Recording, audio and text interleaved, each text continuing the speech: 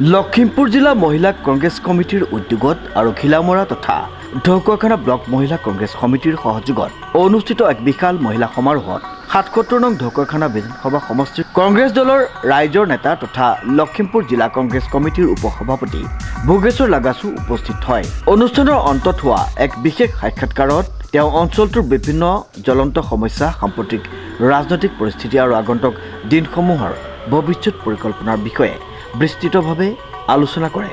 ঢকুৱাখানাবাসী ৰাইজৰ মাজত এজন জনপ্ৰিয় ৰাইজৰ নেতা হিচাপে পৰিচিত লাগাছুৱে দীৰ্ঘদিন ধৰি সমাজসেৱা, দলীয় সংগঠন, সুদৃঢ়কৰণ আৰু সাধাৰণ লোকৰ সমস্যাসমূহৰ সমাধানৰ ক্ষেত্ৰত নিষ্ঠাৰে কাম কৰি আহিছে বুলি ৰাইজে জানিবলৈ দিয়ে।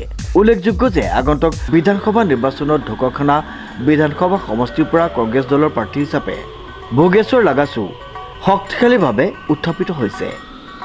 Jintu কোচৰ report, news now.